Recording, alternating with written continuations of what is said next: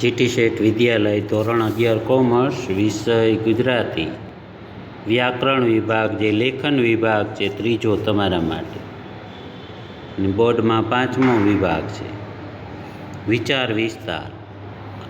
પહેલાં આપણે સંક્ષેપીકરણ જોયું, બીજું જોયું નિબંધ અને ત્રીજું વિચાર વિસ્તાર. હજી ઘણા બધા પોઈન્ટ આપણે જોવાના છે 12મા ધોરણ સુધીમાં. અર્થગ્રહણ, કાવ્યગ્રહણ, અરજી લેખન, કથન રીતિ પ્રમાણે મેળ બેસાડો, ભાવાત્મક ગદ્ય અને જે એક છે આગળ વાદ વિવાદથી જે વિવેચન તરીકે લખી શકાય એવું ગદ્ય. આ રીતે ઘણા પોઈન્ટ હજી બાકી છે, તો આપણે જેટલા 11મા ધોરણ પૂરતા હશે એટલા કરશું, અને જો ઉપરાંતમાં સમય રહેશે તો બધા જ પોઈન્ટ સારી રીતે સમજી શકીએ. તો ત્રીજો પોઈન્ટ છે વિચાર વિસ્તાર.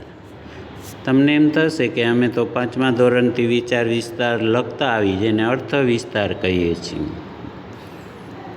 તો આવા વિચાર વિસ્તાર આજ દિવસ સુધી લખ્યા હશે અને માર્ક પણ મળ્યા હશે અને સારા મળ્યા હશે, પરંતુ હવે ધોરણ 12માં કઈ રીતે લખવું એ તમારા માટે અગત્યનું છે.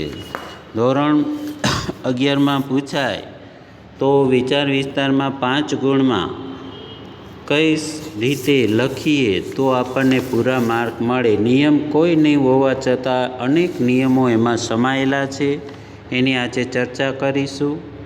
કે નીચેનામાંથી કોઈ પણ એક વિષય પર આશરે 200થી 250 શબ્દમાં કે નીચેની પંક્તિઓમાંથી વિચાર વિસ્તાર આશરે 100 શબ્દોમાં લખો. એમ તમને સૂચના હોય કે નીચેની આપેલી કાવ્ય પંક્તિને વિચાર વિસ્તારની દ્રષ્ટિએ 100 શબ્દમાં લખો. એ પણ ગમે તે સૂચના આવે, આપણે વિચાર વિસ્તાર શબ્દ આવ્યો એટલે સૌ પ્રથમ માઇન્ડની અંદર આપણને નિયમો ખ્યાલ હોવો જોઈએ કે 3 પેરેગ્રાફમાં એનો જવાબ આપવાનો છે. પહેલાં બાહ્ય રૂપ આપું તો અંદર શું લખવાનું છે તમને આવડે છે, તો 3 પેરેગ્રાફની અંદર એ વિચાર વિસ્તાર કરવાનો. પહેલામાં સાદો અર્થ, બીજામાં જે કંઈ કહેવું છે દાખલા દલીલ, અને ત્રીજામાં બોધ. આ 3 વસ્તુ હોય તો 5માંથી માર્ક મળે. તમે આખો 1.5 પેજનો વિચાર વિસ્તાર ચાલુ કરો, પછી એની એ વાત છે કે 1.5-2 પેજ ભરાઈ જાય અને માર્ક 1 જ મળે. અને પહેલાં અડધું પેજ જ લખ્યું છે, 4.5 માર્ક મળી છે. 5 આપી દે કોઈ ઉદાહરણથી. કઈ રીતે લખવાનું છે?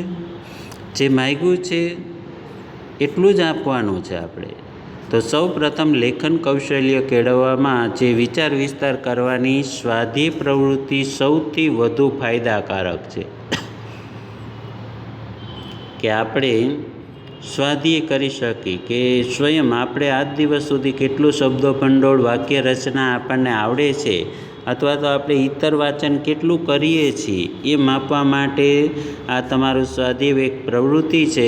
અને સૌથી વધારે ફાયદાકારક છે કે કારણ કે આમાં તમારી કસોટી થઈ જાય. આજ દિવસ સુધી તમે જે ભણ્યા છો એનો અર્થ તમે શું સમજ્યા, કેવા ઉદાહરણો યાદ રાખ્યા, જીવનના સારા એવા બોધ એમાં અંદર હોય.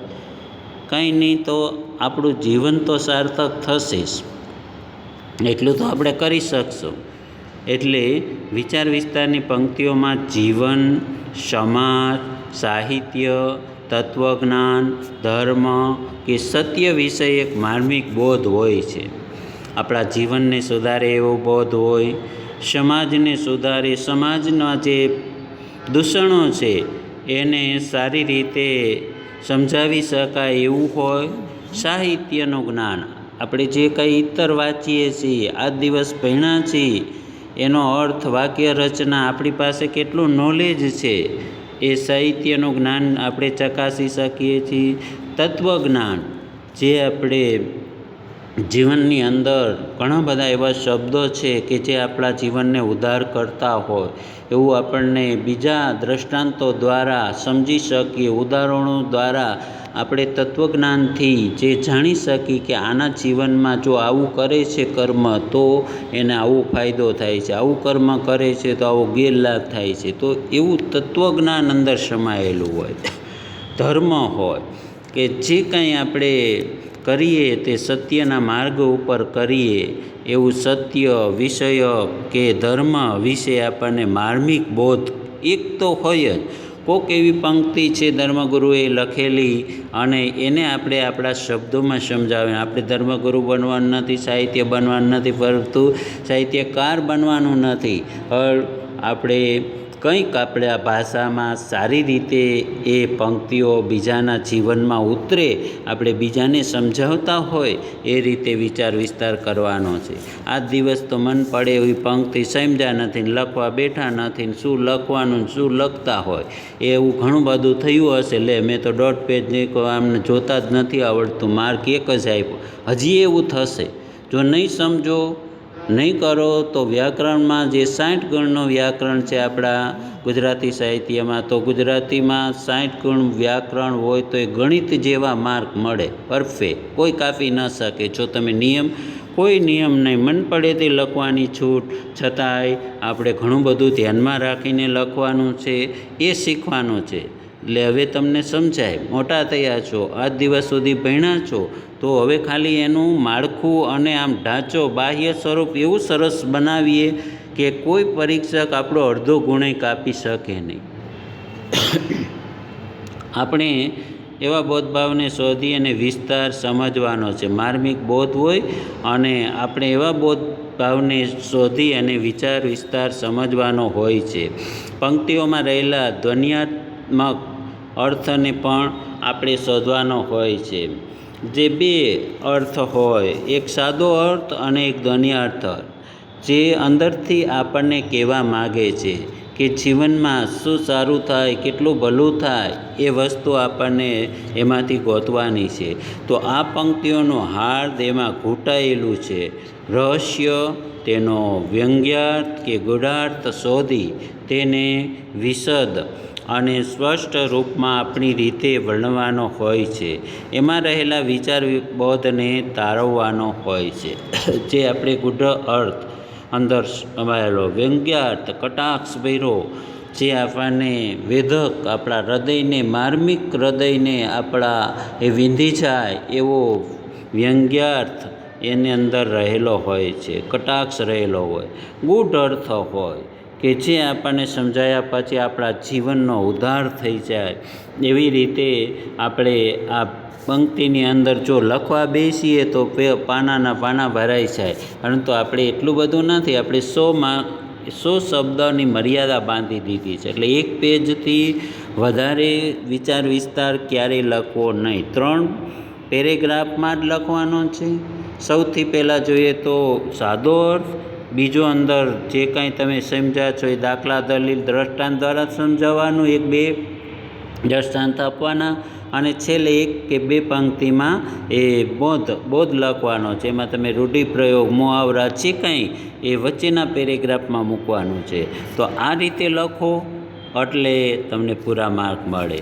તો પહેલાં જોઈ લઈ થોડાક એના નિયમો છે એ, કે વિચાર વિસ્તારમાં વધારે માર્ક લેવા હોય તો આપણે શું કરવું પડે.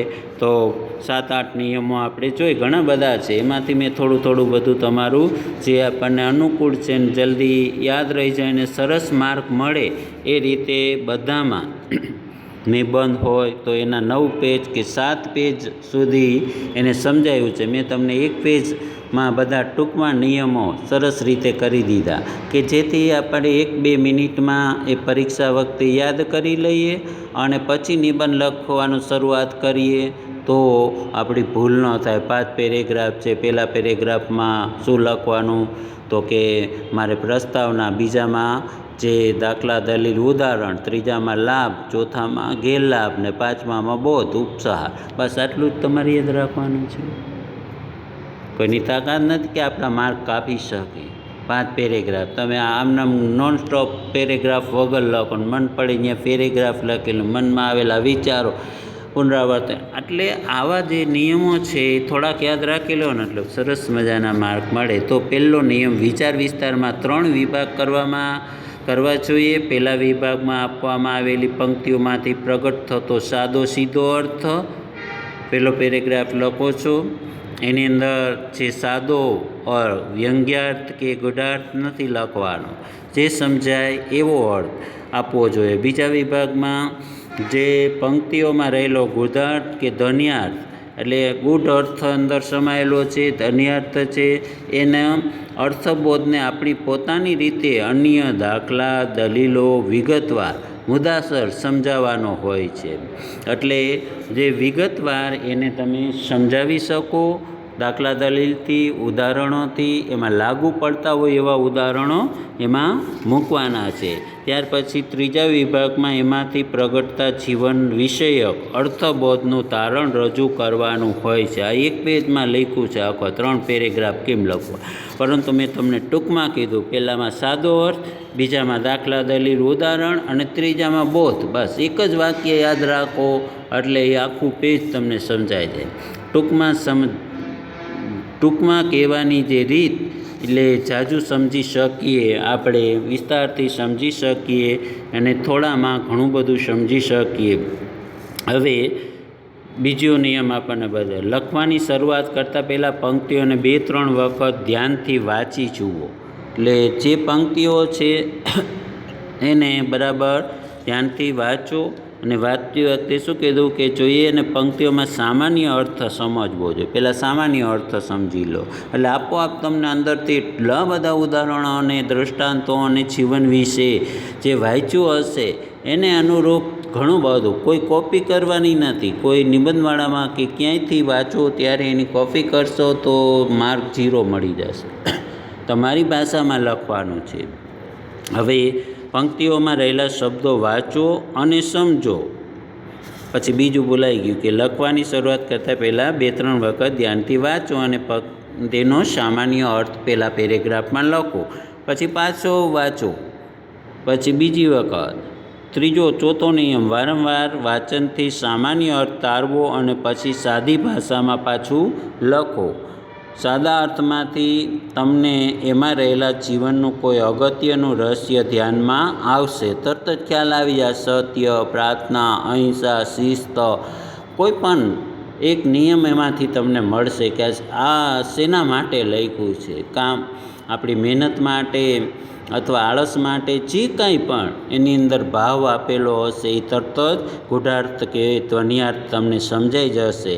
હવે વિશિષ્ટ અર્થ પછી એને સુસંગત એવા દ્રષ્ટાંત કે દાખલા, દલીલ દ્વારા બીજા પેરેગ્રાફમાં લખો. તમારી ભાષાની અભિવ્યક્તિ ક્યાંય ઉતરતી કક્ષાની કે દુર્બોધ ન બની જાય તેની ખાસ કાળજી રાખજો.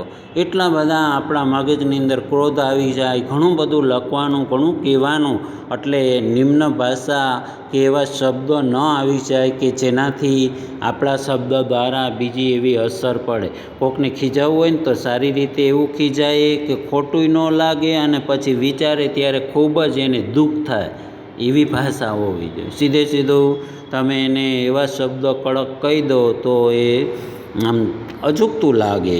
એટલે આપણી ગુજરાતી ભાષામાં દુર્બોધવાળી કોઈ એવી ઉતરતા કક્ષાની ભાષા વાપરવાની નથી. નિબંધ હોય કે વિચાર વિસ્તાર હોય, કોઈ પણ લખતા હો, એની અસરથી તમારું પેપર જ નહીં જોવાય અને અનામત રહેશે. એ પછી રિઝલ્ટ જ તમારું ન આવે, એવું ન થાય એ ધ્યાનમાં રાખજો. એટલે છેલ્લે તારણરૂપ અને અર્થબોધની નોંધ કરવી જોઈએ અને જરૂર જણાય તો પાછું યોગ્ય શીર્ષક પણ આપી શકો. આ રીતે સરસ મજાના અર્થ વિસ્તારના નિયમો. તમારે 3 જ વસ્તુ યાદ રાખવાની છે કે પહેલાં પેરેગ્રાફમાં સાદો અર્થ, બીજામાં દાખલા, દલીલ, દ્રષ્ટાંત જે કાંઈ કહેવું છે એ, અને ત્રીજામાં 1-2 પંક્તિમાં બોધ. 2 કે 3 વાક્યથી વધારે બોધ ન હોવો જોઈએ, પણ વચ્ચે જાજુ લખી શકો એકાદ પેરેગ્રાફ મોટો. એટલે આવા 3 પેરેગ્રાફમાં જ વિચાર વિસ્તાર હોવો છે. જો મેં નાનામાં નાનો અહીંયા એક વિચાર વિસ્તાર લીધો છે, આમ 1 પેજનો થવો જોઈએ, પણ મેં થોડાક અક્ષર નાના થયા છે અને બીજી દ્રષ્ટિએ કે તમને સમજાય એટલા માટે નાનો લીધો છે. બધું મોટો હોય તો વાંચવાનો કંટાળો આવે. ધીમે ધીમે પ્રેક્ટિસ કરવાની કે આવા વિચાર વિસ્તારની પંક્તિ જાતે લખવાની, કોપી નહીં કરવાની. અરજી લખ્યા પછી તમે સરખાવો. અત્યારે તો આપણે સ્કૂલ નથી, નહીંતર મને બતાવે, હું કહું કે આમાં ઉદાહરણ આવા મૂકી શકાય, આવું કાઢી શકાય. અત્યારે આપણે જાતે લખવાનું છે. હવે અહીં એક આપણને વિચાર વિસ્તાર છે કે નીચેની પંક્તિઓમાં વિચાર વિસ્તાર આશરે 100 શબ્દમાં લખો. આવી સૂચના હોય બોર્ડની અંદર. તો વિદ્યા પુસ્તકમાં અને પર કબજામાં ધન, ભીડ પડે કામ ન આવે વિદ્યાને ધન. તરત જ 2-3 વાર, ન સમજાય તો 2-3 વાર વાંચો, સમજાઈ ગયું હોય તો વાંચો. એમાંથી નવું નીકળશે દર વખતે. જો એમને એકવાર વાંચ્યા પછી લખવા માંડશો તો ઘણી ભૂલ રહી જશે અને તમે ખોટું સમજ્યા હશો અને ખોટું લખવા માંડશો. એટલે 2-3 વાર વાંચશો એટલે સાચો અર્થ અને અંદરથી દરેક વખતે નવો ભાવ તમને એમાંથી નીકળશે કે વિદ્યા પુસ્તકમાં અને પર કબજામાં ધન, ભીડ પડે કામ ના આવે વિદ્યાને ધન. આમાં તો આપણે કેટલું લખી શકીએ, પાનાને પાના પડી શકીએ કે વિદ્યા છે એ પુસ્તકની અંદર હોય અને બીજાના આપણે ધન આપ્યું હોય સાચવવા, અથવા તો ઉછીનું, અથવા તો વ્યાજે જે કાંઈ આપણું ધન દોલત મિલકત મકાન જે કાંઈ પૈસા એ બીજાને આપ્યું હોય ને, તો ત્યારે મુશ્કેલી પડે ને ત્યારે એ કામ ન આવે, મોડું થાય. એની પાસે ન હોય, એ જે વાપરતો હોય એને અછત હોય ત્યારે તો એ વાપરતો હોય, પછી માગીએ ત્યારે એ ન પણ મળી શકે. અને પુસ્તકમાં ઘણું બધું જ્ઞાન હોય પણ કોઈ દી વાંચ્યું જ ન હોય તો. પણ આપણા અંતરની અંદર, આપણા મગજની અંદર જો એ જ્ઞાન હશે તો ગમે ત્યારે બહાર કાઢી શકશું. પુસ્તક તો ખોલો ને વાંચો ને પાના ગોતો ને ત્યારે એ તમને સમજાય. એના કરતાં આપણને આવડતું મમ્મી છે એ કંઈક નવી વસ્તુ બનાવે, દર વખતે ચોપડી ખોલીને એમાં જુએ છે કે હાલો આમ બનાવો, હાલ્યો આટલું વસ્તુનું કટિંગ કરો, આવી રીતે વઘાર કરો, એવું જુએ છે. એના જ્ઞાન અનુભવથી. એટલે આપણે એવું વિદ્યા જ્ઞાન છે એ પુસ્તકમાં છે ને આપણા જીવનમાં એ આપણા જીવનમાં છે. એવું આમ કહીએ ને તો આના હજારો ઉદાહરણો આપણે આપી શકીએ. એટલે તમારા મગજની અંદર એ અનેક વિચારો આવવા માંડ્યા હશે. તો આ પંક્તિમાં કવિ કહે છે કે પુસ્તકમાં રહેલી વિદ્યા અને પારકા પાસે રહેલું ધન, આપણું ધન છે એ આપણને ભીડ પડે ને ત્યારે ઉપયોગમાં કે કામમાં આવતું નથી. બરાબર.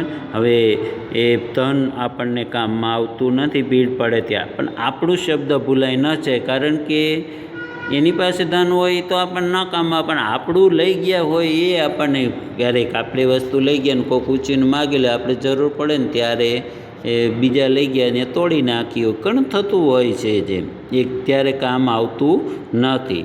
હવે બીજા પેરેગ્રાફમાં ટૂંકમાં કીધું કે વિદ્યા માનવીને મુશ્કેલીઓમાં માર્ગ દેખાડે છે, પરંતુ જ્યારે મુશ્કેલી આવી પડે ને ત્યારે તેનો ઉકેલ શોધવા માટે પુસ્તકના પાના ઉઠલાવવા ન બેસાય. તો સરસ મજાનું કીધું આપણને. જો મેં વાત કરીએ કે વિદ્યા માનવીને મુશ્કેલીઓનો માર્ગ દેખાડે છે, જે આપણને રસ્તાઓ બતાવે, પણ એ આપણા અંદર જીવનમાં ઉતરેલું હોય તો. પુસ્તકમાં તો ઘણું લખ્યું હોય પણ કોઈ દી ખોલીને વાંચ્યું ન હોય, અથવા તો એને યાદ ન કર્યું હોય, વારંવાર એને રિપીટ ન કર્યું હોય. મને બધું આવડે છે તો એ જરૂર પડે ત્યારે કામ કદાચ નહીં આવે. અને જીવનમાં જો ઉતારેલું હશે, મનની અંદર યાદ રાખેલું હશે, હૃદયની અંદર હશે તો જરૂર પડે કામ આવે છે. પછી વિદ્યા તો આપણી કોઠાસૂઝમાં ઉતરેલી હોવી જોઈએ. કોઠાસૂઝ એટલે જો હૃદયમાં આપણા જીવનમાં વિદ્યા છે, આપણા જીવનમાં એક નસની અંદર ભળાયેલી, જ્યારે જરૂર પડે ત્યારે એ નીકળે. સંકટ સમય હોય, મુશ્કેલીનો હોય, દુઃખનો હોય કે આનંદનો હોય. કોકને આમ જો સારું બોલતાય ન આવડે, કોકે સારું કર્યું હોય ને, જોજો હવે એ તો એને કેમ કર્યું એ આપણે આમ એને ક્રોધથી જ જોતા, એને આશીર્વાદના 2 શબ્દો કહેતા પણ ન આવડે, સારા શબ્દ. તો એ શું જીવન આપણું? જરૂર પડે ત્યારે આશીર્વાદ લો અને જરૂર પડે ત્યારે આપો. બહુ સરસ મજાનું એક જગ્યાએ મેં વાંચેલું થોડા દિવસમાં, ખૂબ જ મને થઈ આવ્યું કે આપણને કોકને આશીર્વાદ આપવા જ જોઈએ. આપણે લેવાનું જ કામ કરીએ છીએ, દેવાનું કામ આવે ત્યારે ઓછું કરીએ છીએ. કરતા હશો. ચાલો હવે આપણે જોઈએ કે જે રીતે આપણે કોઠા સૂઝતી જ્યારે મુશ્કેલી કે જે કંઈ સમય આવે, જો હું તમને આ વર્ણન કરું બધું લખી શકો, પણ આપણે અહીં ટૂંકમાં લખ્યું છે એટલે જેટલું યાદ આવે, જેવા વિચારો આવે એ તમારી ભાષામાં, આ જ કોપીરાઇટ કરવું એવું નથી. જે કાંઈ મનની અંદર આવે એ સારી રીતે નિમ્ન ભાષા ન થઈ જાય એનું ધ્યાન રાખીને જે આપણી પાસે વાક્ય રચના અને શબ્દો એ સરસ 12મા ધોરણ જેવા એ હવે આપણી પાસે એવું જ્ઞાન હોવું જોઈએ, એટલે એ આમાં લખવાનું છે. એટલે પારકા પાસે રહેલું આપણું ધન આપણને મુશ્કેલી વખતે કામમાં ન આવે તો એ ધન શા કામનું? પ્રશ્નાર્થ ચિહ્ન મૂકો. મુશ્કેલી સમયે આપણે જોતું હોય ત્યારે આપણને હાથ ન લાગે તો એ કોઈ કામનું નથી. તેથી આપણું ધન આપણી પાસે જ રાખવું જોઈએ, જેથી એ આપણને જરૂર પડે ત્યારે એ ઉપયોગમાં આવી શકે અને છતે પૈસે દુઃખી થવાનો વારો ન આવે. આટલું કીધું, પણ આમાં હજી તમે ઘણું બધું મેં બોલ્યો એ ઉમેરી શકો. હજી તો કેટલાય વિચારો, એક વિચાર વિસ્તારમાંથી પાનાને પાના આખા ધર્મગ્રંથો લખાઈ જાય. અને છેલ્લે બોધ આપ્યો કે એટલા માટે આપણી ગુજરાતી ભાષામાં એક કહેવત છે કે ગરથ યાને કે ધન, ગરથ એટલે ધન, ગાંઠે એટલે પાસે, ગાંઠ વાળીને રાખવાનું એક છેડે. આપણું પૈસા હોય તો આપણા ખિસ્સામાં હોય. પહેલાં તો પેલો ખેસ લેતા ને, ખિસ્સા નહોતા ત્યારે ગાંઠ વાળીને એમાં બાંધતા હતા, એટલે ગાંઠે શબ્દ આવ્યો. ગરજ ગાથે વિદ્યા પાઠે એમ કહે છે ને, એવી એ અહીંયા આમ ચાવ્યું. ગરજ એટલે કે ધન, ગાંઠે એટલે પાસે, અને વિદ્યા પાઠે યાને કે મોઢે હોવી જોઈએ. પાઠ કરેલા હોય અને જો સારી રીતે સમજાવ હોય તો એ મોઢે કરેલી હોય. અર્થાત વિદ્યા અને ધન એ મનુષ્ય માટે સંકટ સમયની સાંકળ. જો આમ બોધ આપ્યો એક બે વાક્યમાં તમે બોધ, પછી આમાં મોટું વર્ણન કરવા બેસો તો એ ન, આમ સરસ મુહાવરા ટાઈપ કહેવત, સૂત્રો અંગ્રેજીમાં પણ તમે સમજાવી શકો એવી કહેવત મૂકીને, એટલે સંકટ સમયની સાંકળ જેવા છે. જ્યારે મુશ્કેલી આવે ને ત્યારે આપણને મદદ રહે, આપણને કામમાં આવે. આ બંને મનુષ્યને સતત પોતાના કબજામાં જ રાખવા જોઈએ. આપણું ધન આપણા કબજામાં ને આપણી વિદ્યા આપણને યાદે જ હોવી જોઈએ. આપણા કબજામાં ગમે ત્યારે પરીક્ષા લઈ લઈએ અને આપણને આવડતું જ હોય, પણ કોઈ દી કર્યું જ ન હોય, મોબાઈલમાં ગેમ રમી હોય, મમ્મી પપ્પાનું માન્યા ન હોય, અમારું કીધું કરતા ન હોય, તો કોઈ દી એમાં ભલી વાર હોય નહીં. તો પછી મજૂરી જ કરવાની છે અને હેરાન જ થવાનું છે. એક વસ્તુ લેવી જ 2 મહિના રાહ જોઈએ, ઓલી તો પટ દઈને આપણા ખિસ્સું જ ભર્યું હોય, ખાલી જ ન થાય. સરસ વિદ્યા લો, સારી નોકરી મળે, સરસ ધંધા કરો, બિઝનેસ સારા સરસ કમાવો એવા, અને તો પછી પૈસા જે માગો એ મળે. સ્વર્ગ જેવું સુખ. નકર નર્કમાં જીવતા હોય ને એ રીતનું જીવન. આમાં ઘણું બધું કહી શકીએ એવું છે. આ વિચાર વિસ્તારમાં દરેક વિચાર વિસ્તારમાં કહી શકાય. એટલે આ રીતે તૈયાર કરજો, 2-4 લખજો. પ્રેક્ટિસ નહીં કરો, હું બોલી જઈશ ને તમે સાંભળ્યા જશો તો કશું જ નહીં આવડે. પ્રેક્ટિસ કરશો, જાતે ને જાતે પ્રેક્ટિસ કરીને લખવાનું આવું તો સરસ મજાનું આવડી જશે અને સારામાં સારા માર્ક તો જ આવશે ધોરણ 11-12માં.